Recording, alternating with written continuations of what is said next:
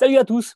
Troisième rendez-vous déjà cette saison avec les Fous du Volant. Je suis Gilles Delaposta et en compagnie de mon camarade Stéphane Vrignot, on va tirer les enseignements de la manche d'ouverture du championnat du monde de Formule 1 2021. Ce podcast, les Fous du Volant, est à retrouver sur toutes les bonnes plateformes de Deezer à Spotify en passant par Acast et par Apple Podcast.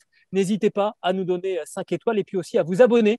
De cette manière, vous recevrez les nouveaux épisodes directement sur votre smartphone. Stéphane, aujourd'hui, je te propose d'évoquer évidemment la victoire de Lewis Hamilton avec une question. Est-ce que Mercedes est un vainqueur en sursis après cette manche d'ouverture? On essaiera d'évoquer cette problématique. On parlera également des limites de la piste qui ont fait débat pendant ce Grand Prix de Bahreïn, avec une règle un petit peu floue. Il y a une zone grise, comme dirait Christian Horner. On va faire travailler, nous, notre matière grise, justement, sur ce point. Et puis, on va passer du gris au rouge, si tu le veux bien, Stéphane, pour le dernier point qu'on évoquera, avec la Scuderia Ferrari, du mieux, avec les 6e et 8e places de Charles Leclerc et de Carlos Sainz. Eh ben, on a cherché à savoir si c'était vraiment, vraiment mieux du côté de la firme Au Cheval Cabré. On débute donc cette édition des Fous du Volant en parlant de Mercedes. Le miracle Mercedes, un vainqueur en sursis. C'est la question qu'on va évoquer parce que donc Lewis Hamilton s'est imposé sur ce Grand Prix de Bahreïn devant Max Verstappen et devant Valtteri Bottas. Rien de nouveau sous le soleil, ou plutôt sous les pylônes électriques du circuit de Sakir. 96e victoire pour Lewis Hamilton. Si, parce que le contexte était vraiment différent par rapport à la saison dernière. Mercedes a été dominée pendant les essais de pré-saison par Red Bull. Et toutes les séances, Stéphane, depuis le début du week-end, ont été dominées par les Red Bull.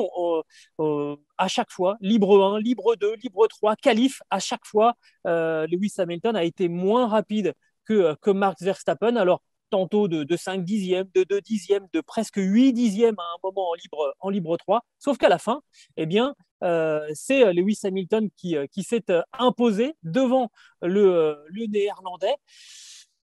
Formidable pour Mercedes, qui passait du statut de favori l'an passé à celui de challenger pour cette première course et qui a réussi à s'imposer. Mais est-ce que ce n'est pas l'arbre qui cache la forêt, Stéphane? Pour l'instant, si, ils se sont fait vraiment sur un coup de stratégie que Red Bull n'avait pas soupçonné. Andrew Chauvelin avait dit le samedi soir, il nous reste un train de pneus durs, on verra ce qu'on peut faire avec pour troubler la stratégie de Red Bull sur un 2 contre 1, finalement aussi avec Bottas. Et puis, ils ont abattu cette carte. Et ce qui a été stupéfiant, c'est que dès que Hamilton les a mis sur sa voiture, il est allé plus vite que Verstappen qui avait des médiums plus tendres et il le suivait en début de course à 1 seconde 5, moins de 2 secondes, mais il ne pouvait pas rentrer dans la zone DRS. Et dès qu'il est ressorti des stands avec cette gomme dure, en fait, c'était fini pour Verstappen. Il était battu, il avait déjà fait l'undercut. Si Verstappen rentrait tout de suite, il ressortait derrière. Et c'est là qu'on s'est dit qu'il y avait un point de bascule. Et on s'est demandé si ça pourrait tenir, et ça a tellement bien tenu que Hamilton a repris en fait des pneus durs dans son relais suivant. Donc 2 relais en dur après un relais en médium, et puis Verstappen qui a fait 2 relais médium, un relais dur.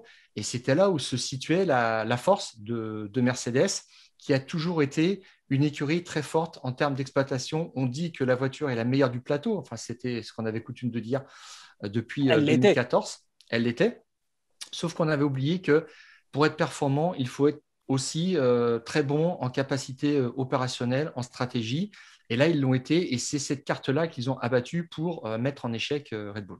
Je crois qu'on est à peu près d'accord pour dire que ils ont très très bien joué le coup sur les pneus en n'utilisant pas du tout pendant les essais ni du vendredi ni du samedi les pneus les plus durs pour les réserver justement pour les 2 derniers relais de Lewis Hamilton pendant le Grand Prix, ce qui leur a donné la possibilité de jouer la victoire, sans quoi ils n'auraient même pas pu avoir cette possibilité parce que ce n'était pas du tout gagné à partir du moment où ils avaient fait ce ce choix-là. Il a fallu quand même que Lewis Hamilton déploie tout son talent pour résister au retour et ensuite durant la bagarre avec Max Verstappen, mais ils se sont au moins donné cette possibilité en n'utilisant pas du tout les pneus durs. Finalement, ils avaient testé ces pneus durs pendant les pré-tests, donc 15 jours avant, et quelque part, ils ont utilisé les pré-tests comme une séance d'essai libre pour le Grand Prix. Là-dessus, c'était vraiment bien joué. C'est là qu'ils ont tiré finalement les enseignements, hein. Le fait que ce pneu le plus dur, le C2, donc, était plus performant sur l'ensemble d'un relais par rapport au C3 qui avait un petit peu tendance à s'écrouler sur la fin de relais. Ce qui a fait dire d'ailleurs, je ne sais pas si ceux qui nous suivent ont vu passer, hein, ce tweet de Mercedes. Mercedes capable de tout, y compris de dépanner le porte-conteneur Evergreen bloqué dans le canal de Suez. Je ne sais pas si tu as vu cette photo, Stéphane, avec Oui. la Mercedes de Lewis Hamilton qui a donc également dépanné le porte-conteneur et qui a débouché le canal de Suez. Ça, c'est pour l'anecdote. Mais je trouve que c'est plutôt rigolo. Maintenant, voilà, ils ont fait un superbe coup du côté de Bahreïn. Pour Hamilton, Bottas, lui, il est resté un petit peu sur sa fin. Il est resté presque en rade, si je reste dans le langage maritime. Il faut être parfait en exploitation, en stratégie, et Mercedes a souvent coché toutes les cases ces dernières années, sauf pour Bottas. Et sur cette course, je me suis dit finalement quelle impression s'en dégage de tout ça. Mercedes a un peu pris Bottas pour Barrichello du temps de Ferrari, c'est-à-dire qu'ils lui ont donné la mauvaise stratégie. Sur son premier relais en dur, ils l'ont fait tourner pendant 14 tours, puis rentrer. C'est proprement incompréhensible. Il était en backup, il était là aussi pour couvrir la stratégie d'Hamilton à partir du moment où Hamilton était rentré très tôt et que Verstappen avait suivi. Lui, il pouvait rester en piste pour avoir un plan B, mais en fait, il est rentré quand même pour prendre ses pneus durs, et puis on l'a laissé que 14 tours, ce qu'il n'a pas bien compris. Il a dit ma stratégie était trop passive, j'étais beaucoup trop sur la défensive alors qu'il fallait attaquer, ça m'a surpris, et il y a une petite explication quand même aigre-douce à l'arrivée dans la pit lane qui a été filmée, où Bottas dit clairement les choses, et il se fait rembarrer par Toto Wolff qui le renvoie un peu aller voir ce qui se passe ailleurs, parce que la victoire est splendide et chacun a envie de l'apprécier, et Bottas arrive avec ses entre Ouais. guillemets petits problèmes. Évidemment, il grogne. Faut, Lui, il est un faut petit dire peu aussi qu'il a été victime d'un arrêt au stand catastrophique de la oui, part de l'équipe aussi, hein. Donc il avait de quoi être un petit peu remonté. dommage collatéral, effectivement. Et c'est là où ils nous ont un peu surpris chez Mercedes, c'est qu'ils ont fait un arrêt lamentable. 10 secondes 9 à cause d'une roue qui n'était pas changée à l'avant. La voiture était reposée. Il a fallu la remettre sur le lève-vite.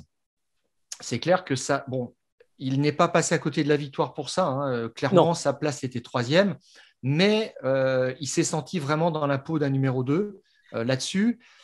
Et il a dit cet hiver, et juste avant le début du championnat, qu'il aimerait bien jouer sa carte personnelle et être un petit peu plus agressive en piste, en course. Eh bien, Mercedes l'a un petit peu muselé de cette façon-là, et je ne sais pas s'il va avoir beaucoup de liberté cette année, ce qui va peut-être un petit peu l'amener à jouer un petit peu sa carte perso et peut-être moins faire la course Hamilton s'ils se sont mis sur le côté. On évoquera ce point une autre fois, je te propose, Stéphane, parce que c'est intéressant quand même l'attitude de Valtteri Bottas, qui était jusque-là très docile, y compris quand on lui demandait de se sacrifier. Là, il y a peut-être un changement d'attitude.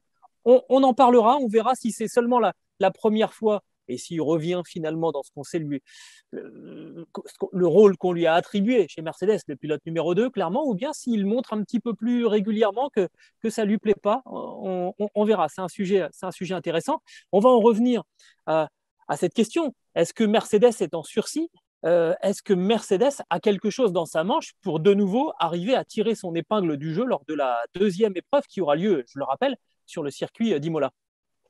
Ce qu'ils ont dans leur manche, c'est quand même la compréhension des pneumatiques sur lesquels ils avaient mis beaucoup de critiques l'année dernière. Je vois que là maintenant, ça pose plus de problème une fois que Lewis Hamilton a gagné. Il avait tiré dessus à boulet rouge. On le rappelle, en fait, l'année dernière, ce qui avait un petit peu affolé Pirelli et puis le paddock, c'est ces crevaisons à répétition parce que les voitures avaient gagné en appui aérodynamique, posaient des contraintes sur les pneumatiques, spécialement en virage, qui étaient devenues insupportables, et n'ont rien changé pour 2021, c'était prendre le risque d'encore plus de crevaison. Donc, ils ont enlevé l'appui aéro. Pirelli a sorti des pneus qui étaient plus résistants, ce qui n'a pas du tout plu à Hamilton. Et je trouve qu'il a été de mauvaise foi en expliquant que le législateur veut absolument, cette décision de réduire de 10% les appuis à l'arrière de la voiture, une coupe dans le plancher, plus des ailettes un petit peu remontées sur le diffuseur qui réduisait son appui. Dire que tout ça a été fait pour barrer Mercedes, c'était un petit peu déloyal, c'était facile. Certainement que la fin du party mode en qualif, c'était ciblé spécialement sur Mercedes par le passé. Là, faut être beaucoup plus mesuré. Et Hamilton a ajouté quelque chose qui était aussi intéressant, c'est qu'il a dit que le fameux rake, le piqué en fait qu'a la voiture, qui donnait pour l'instant une voiture assez plate finalement par rapport à la Red Bull, pardon, c'est ça, lui donnait un effet assez plat. Là, ce piqué était remonté à l'arrière de la voiture, peut-être pas de beaucoup, mais ça veut quand même dire que Mercedes avait bien pris note de toutes ces données. Alors maintenant, je crois qu'ils vont sortir apparemment un fond plat modifié pour Imola la prochaine manche du championnat. Ils ont 3 semaines pour bosser là-dessus. Alors, ce qui a beaucoup fait parler aussi pendant cette manche d'ouverture à Bahreïn, ce sont les limites de la piste. Une controverse qui s'est développée vraiment dès que la ligne d'arrivée a été franchie avec… alors, il y a deux choses bien distinctes pendant ce Grand Prix. Le plus visible, c'est lorsque Verstappen, à 3 tours de l'arrivée, revient sur Hamilton, fait une manœuvre de dépassement sur Hamilton et sort de la piste avec les 4 roues dans le virage numéro 4. Donc à ce moment-là, immédiatement, la direction de piste passe le message qu'il doit rendre la place à Hamilton, ce que Verstappen fait et obtempère. Et finalement, après la course, il était plutôt en disant voilà, c'est comme ça, avec un petit peu de recul. Finalement, il commence, on l'a vu sur Eurosport.fr, que commence un petit peu à dire que c'est vraiment rageant. Et puis, il y a un autre point. On a vu aussi circuler sur les réseaux sociaux, allez le chercher, hein, vous allez facilement le trouver, notamment sur Twitter, ce montage où on voit Lewis Hamilton, tout seul comme un grand, au virage numéro 4, sortir les 4 roues de la piste à 29 reprises sur les 56 tours. Ce qui, évidemment, aurait dû quand même alerter un petit peu la direction de course, qui manifestement regardait ailleurs. Du coup, Red Bull, à la radio, a dit à Max Verstappen, bon, bah écoute, tu peux sortir du virage numéro 4, de toute façon, il y en a d'autres qui le font. La direction de course ne dit rien, pour que finalement, la direction de course se dise, bon là, il faut quand même dire à Mercedes que, attention, on joue un peu. Ces limites de la piste, il y a quand même un historique, et notamment avec Max Verstappen, Stéphane. Oui, Gilles, pour faire court, en fait, Max Verstappen, c'est lui qui a posé ces questions de la limite de la piste. Je me souviens qu'en 2016, il y a un départ à Spa, donc à la source, où il passe Vettel sur sa Ferrari à l'intérieur en mettant ses 4 roues quasiment à l'extérieur de la piste, c'est-à-dire en dehors de la bande blanche qui délimite la piste, normalement, ou là où on a seulement le droit de courir, et ça choque personne. Et Verstappen devient un petit peu l'habitué de ce genre de manœuvre, jusqu'à se faire rattraper par le règlement à Austin en 2018, parce que, là encore une fois, il coupe un virage, il le court-circuite, donc en fait, il fait moins de distance pour dépasser, en l'occurrence, Raikkonen pour la 3e place. C'est dans l'avant-dernier ou le dernier tour. Et puis, il est dans la cool room, il est 3e. Et puis, on vient le chercher en disant, c'est pas possible, en fait, tu as une pénalité. Et c'est Raikkonen qui est 3e, ce qui était un petit peu logique. Et donc, il avait posé ce cas de figure-là qui avait été réglé. On fait plus court dans un virage, on passe plus court dans un virage pour dépasser. Mais cette question aussi d'élargir sa trajectoire, pour le coup, à l'extérieur pour dépasser un concurrent, donc avec un gain de vitesse, pour pouvoir finir une manœuvre de dépassement, rester en suspens. Et là, elle s'est posée clairement dimanche, et avec un traitement un petit peu incohérent, puisqu'on a vu qu'il y avait 2 interprétations possibles.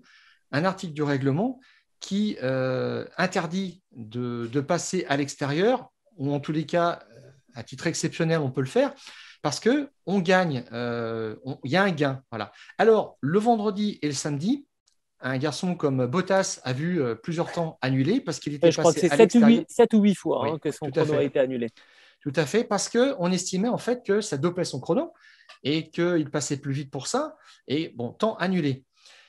Et de cette interprétation du samedi, basée sur un gain en temps, on passe dimanche à juste un gain en place. C'est-à-dire, le seul cas de figure qui vaut, c'est quand on regarde un pilote, s'il dépasse un autre, et là on dit, bah non, en fait, ça l'a aidé à dépasser, donc ça suffit. Donc on a Stéphane, eu ce deux poids, deux mesures dimanche, et c'est là qu'est venue cette incohérence. alors d'abord, l'article auquel tu fais référence, c'est l'article 27.3 du règlement sportif de la Formule 1.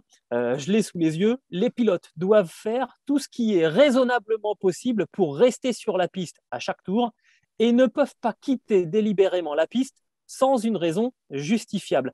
C'est là que, en fait, c'est dans cette phrase que tout réside, parce que raisonnablement possible pour rester sur la piste, là, il y a une zone grise qui a été dénoncée par Christian Horner, qui dit que le raisonnablement possible, il va falloir mettre quand même des mots dessus, parce que parallèlement, Christian Horner, il dit que la trajectoire prise par Lewis Hamilton en élargissant, donc, et en allant au-delà, donc en emmenant plus de vitesse, pour gagner du temps sur un circuit, soit on fait moins de distance en passant à l'intérieur, soit on en fait plus, mais on garde plus de vitesse.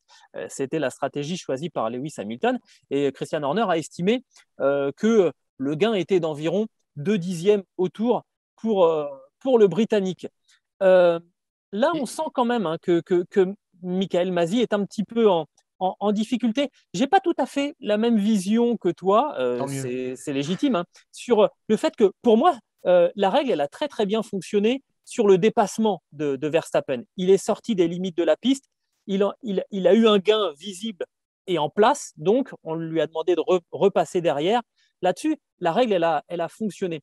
Là où c'est plus compliqué de faire fonctionner la règle, c'est quand il y a un gain en temps, mais où la direction de course finalement ne réagit pas, parce qu'il n'y a pas, c'est pas sur un dépassement, ça frappe moins les esprits. Or, il y a un gain quand même, 2 dixièmes d'après Christian Horner. Quoi qu'il arrive, il y a un gain là-dessus. Alors, il y a un gain non seulement en temps, mais Hamilton a dit, je l'ai fait pour économiser mes pneus. Eh oui, Donc, c'est là où le gain est beaucoup plus important. Alors, on fait 2 dixièmes fois 30 parce qu'il l'a fait une trentaine de fois. Donc, c'est là où ça constitue un bah, vrai ça fait 6 secondes. avantage. Voilà. Et puis, la question, effectivement, là où je suis pas tout à fait d'accord là-dessus, c'est ce deux poids, deux mesures. Et effectivement, Masi, qui a un peu fermé les yeux sur cette question-là parce qu'il utilise cette double lecture. Il y a un flou. Alors, on sait qu'il utilise des règles concernant la sécurité pour faire sortir la safety car. Il fait des aménagements. Et puis là, on avait l'impression que c'était trop beau. Hamilton, qu'on ne pensait pas dans la lutte pour la victoire, menait un duel fantastique par rapport à Verstappen. C'est ce qu'on nous a vendu après les tests à Sakir. Tout le monde l'attendait et on l'avait ce duel. Alors, t'imagines, Gilles, que tout de suite, Hamilton commence à s'accrocher au basque de Verstappen en faisant ça. Et puis, on lui interdit de passer large au virage numéro 4. Donc, en fait, il décroche tout de suite. Et là, les fans vont dire, ben, on nous casse le spectacle. Bon, mais pourtant, c'est ce qu'il aurait fallu faire. Rappeler ça, ça a été dit au briefing. Mais bon, étrangement, Hamilton s'est servi d'une certaine mansuétude là-dessus, l'a utilisé jusqu'au bout, jusqu'à l'illogique, en fait. Et ça s'est un petit peu retourné contre Red Bull, parce que tu l'as dit tout à l'heure, c'est Red Bull qui l'avait dénoncé. Ce qui me gêne, c'est un petit peu ça, c'est que Michael Masi est devenu un petit peu un modérateur des luttes en piste. Il laisse faire quand ça devient intéressant, et puis il tape des doigts avec sa règle si on sort un petit peu des clous. Et ça laisse un sentiment un petit peu de flottement. Il faudra clarifier cette règle. Je pense que c'est la dernière fois que le cas de figure se pose. Tu sais, je vais te dire une chose. Moi, mon sentiment profond, euh, euh, il y a pas vraiment de règle à changer. Elle n'est pas si mal faite que ça. C'est pas forcément un problème de Michael Masi. Moi, Le fond de ma pensée, c'est que c'est un problème d'infrastructure du circuit. On l'a déjà évoqué à plusieurs reprises et je sais que tu me vois venir, Stéphane. Le vrai problème, c'est l'infrastructure. Il suffit de mettre un bac à gravier à l'extérieur de ce virage numéro 4 et les pilotes n'iront pas y mettre une roue parce que dès qu'ils y mettront une roue, déjà, ils vont salir leurs pneus.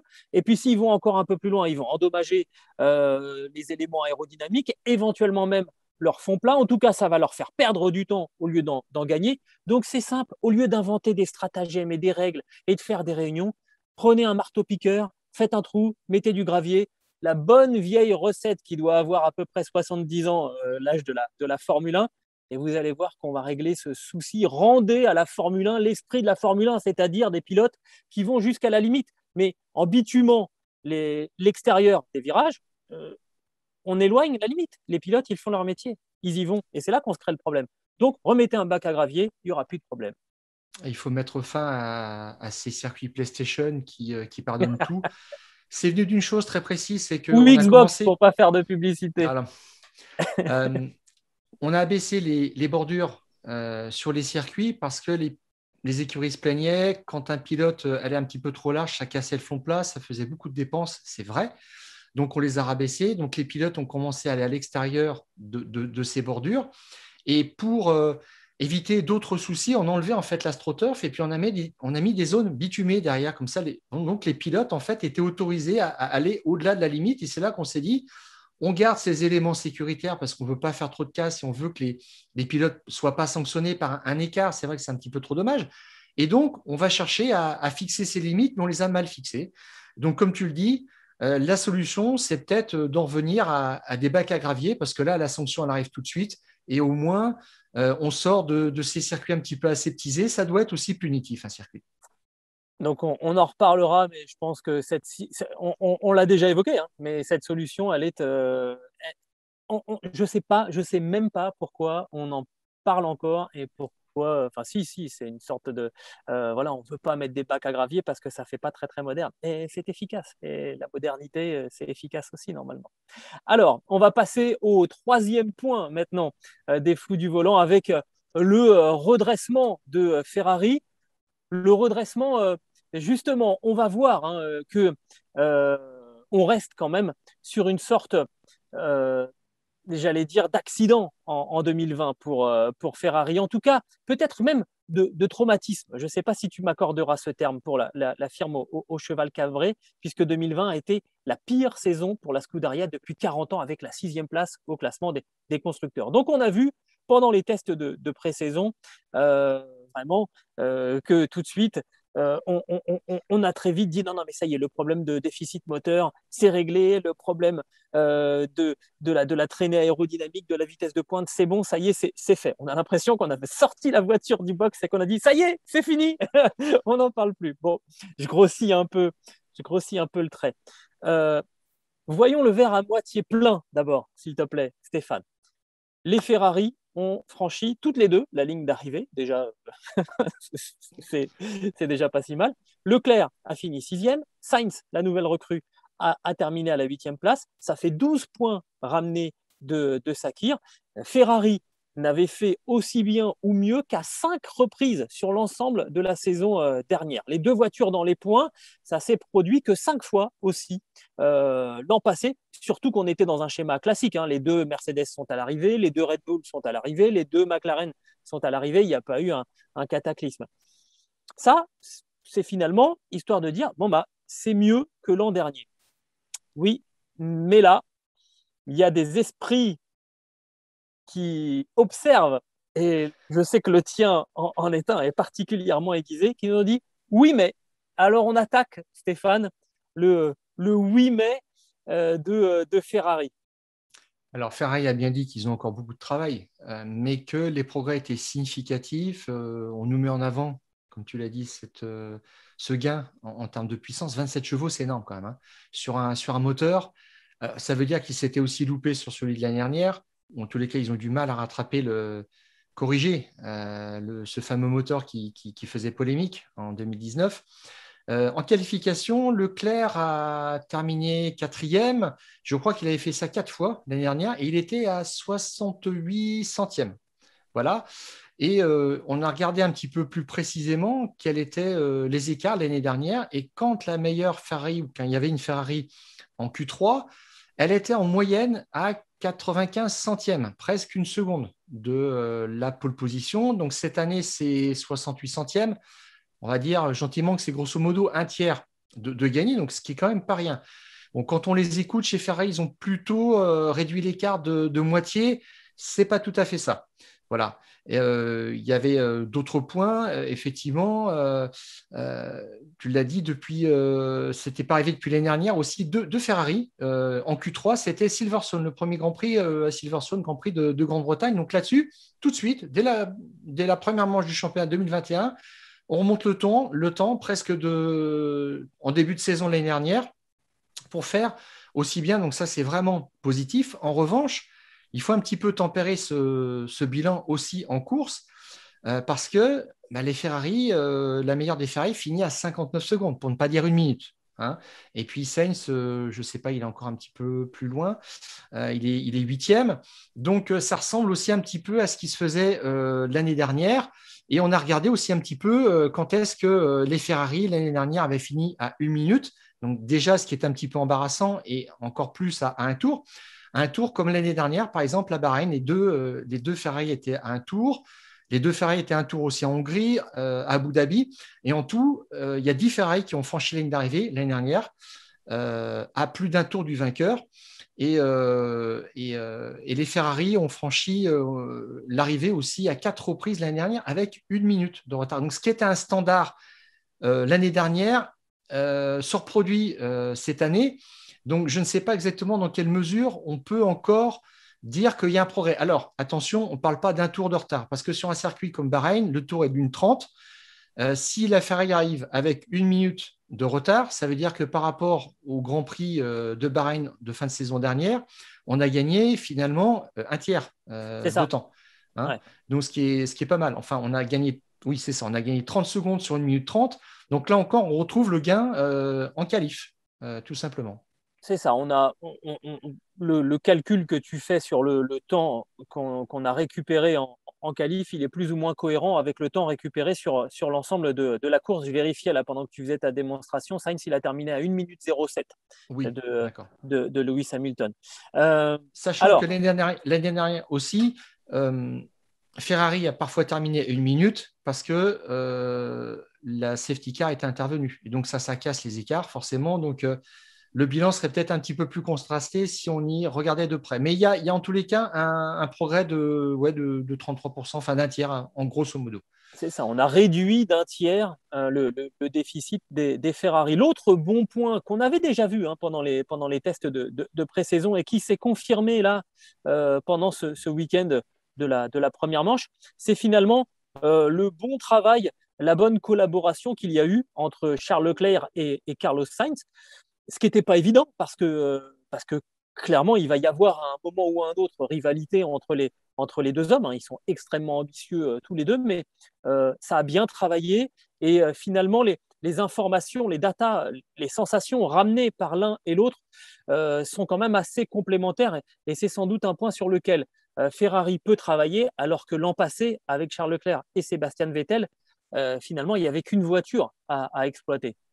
Oui, et d'ailleurs, Mattia Binotto a envoyé un petit tacle à Sébastien Vettel en disant que cette année, enfin, il peut compter sur deux pilotes à la Scuderia Ferrari. Donc, ça veut bien dire ce que ça veut dire. Donc, effectivement, on a deux pilotes, surtout en fait, qui ont le même ADN de pilote, qui réclament les mêmes choses sur la voiture, qui règlent la voiture de la même façon. Donc, effectivement, ça fait deux fois plus de data exploitable pour comprendre certaines situations, des pilotes qui échangent. Et ça, c'est très, très bon pour Ferrari aussi, parce qu'on sait qu'ils ont besoin de tirer des bons diagnostics. Il y avait tout un tas de problèmes aussi, des corrélations entre les données en soufflerie et ce qu'ils obtenaient sur la piste l'année dernière. Et puis, un autre point que Mattia Binotto a relevé, il a dit on a très bien fait aussi en termes de pit stop. Alors, c'est vrai que l'année dernière, il y a eu quand même quelques couacs retentissants qu'il fallait gommer déjà cette année, sans parler de dette exceptionnelle. Et j'ai regardé un petit peu le bilan aussi des meilleurs arrêts dans chaque écurie. Red Bull est encore en tête avec un arrêt de 1 seconde 93 pour Verstappen. Et Ferrari est 8e dans la hiérarchie avec un arrêt de 2 secondes 45. Je crois que c'est pour Charles Leclerc. Et il n'y a que 2 écuries derrière qui sont 5 dixièmes derrière. Je crois que c'est Alfa Romeo et puis c'est Alpine, 6 dixièmes derrière. Donc là-dessus, si on fait des pit stops propres, il va falloir être un petit peu plus compétitif maintenant. C'est aussi un axe de travail pour la Scuderia Ferrari. En tout cas, après ce premier Grand Prix de la saison, Ferrari occupe la 4e place au classement des constructeurs, derrière Mercedes évidemment, derrière Red Bull, derrière McLaren, hein, qui pour l'instant a pris la 3e place de ce championnat. Et à n'en pas douter, il y aura déjà une pression particulière pour la Scuderia, parce qu'on sera à Imola dans 15 jours, dans un peu plus de 15 jours, et que forcément les tifosi seront là pour rappeler à Ferrari qu'il ne faut pas effacer un tiers du déficit, mais qu'il faut essayer de créer d'une manière ou d'une autre un avantage. La problématique, et on va faire court là-dessus, Stéphane, la problématique, c'est qu'on sait qu'il y a une nouvelle réglementation qui va arriver en 2022, que ça demande énormément de ressources à toutes les équipes. Alors, combien de temps Ferrari va-t-il choisir de consacrer son énergie à faire progresser cette voiture qui compte encore, on va dire, 6 dixièmes de retard par rapport à la pole position sur un tour? Et à quel moment on va dire, bon, écoutez, on n'effacera pas le reste du déficit, donc on passe à 2022 et on essaye de faire une voiture qui est vraiment est dans le coup. Ça, c'est la problématique pour toutes les équipes, mais tout particulièrement pour Ferrari. Mattia Binotto l'avait dit l'année dernière, on verra ce que donne la nouvelle voiture, si elle est compétitive, si elle mérite d'être développée. Si elle n'est pas compétitive, il avait dit très clairement, on arrêtera le développement. Mais d'autres directeurs d'équipe ont dit que les écuries s'arrêteraient plus tôt que d'ordinaire, arrêteraient le développement vraiment des voitures. Je ne serais pas surpris que ce soit acté juste avant la pause en août, voilà, pour se concentrer vraiment sur 2022. Moi, je ne serais même pas surpris que ça arrive un petit peu plus tôt. On verra. Puis ça dépendra tellement aussi des situations. Je pense que Mattia Binotto ne peut pas trop se permettre d'arrêter là parce que ça serait un aveu d'échec. Et ça en ferait 2 de suite, qui seraient quand même très, très problématiques. Mais ça, évidemment, on a pas mal de semaines et de mois à surveiller tout ça. Voilà les thèmes qu'on voulait évoquer ensemble aujourd'hui dans les fous du volant. Ce podcast qui est à retrouver sur toutes les bonnes plateformes d'écoute, de Deezer à Spotify, en passant par Acast et par Apple Podcast. Je suis sûr que tu vas finir par le connaître par cœur, toi aussi, Stéphane. N'hésitez pas à nous donner 5 étoiles. Rien que pour Stéphane, ça vaut 5 étoiles. Et à vous abonner, comme ça, vous recevrez les nouveaux épisodes. C'est sympa, mais directement sur votre smartphone. Mets-toi dans la boucle aussi, quand même. Ça me gênerait. C'est une équipe. Et puis aussi pour Adrien Yo, hein, qui travaille en coulisses. Vous ne le voyez pas, mais il veille à ce que tout se passe bien et à ce qu'on ne soit pas trop bavard. Et Quentin qui nous prépare aussi les visuels qu'on peut voir sur les vidéos que vous ne voyez pas évidemment sur le podcast, mais vous pouvez aller sur le site eurosport.fr et voir les vidéos et tous les visuels préparés par Quentin. On a fait le tour, Stéphane, après cette première manche. Il y aura plein de choses autres à évoquer, mais on a encore un rendez-vous la semaine prochaine. On a 2 autres rendez-vous avant le prochain Grand Prix qui sera donc à Imola, le Grand Prix d'Émilie-Romagne. Ça te va? Oui, tout à fait, Gilles. Il y a encore plein de choses à dire. Il reste 22 Grands Prix. Ça va être passionnant. Cette saison va changer radicalement des précédentes. C'est certain, on va avoir un vrai duel entre 2 pilotes appartenant à 2 écuries différentes. On reparle de tout ça la semaine prochaine. Et d'ici là, mon cher Stéphane, on coupe le contact. Salut.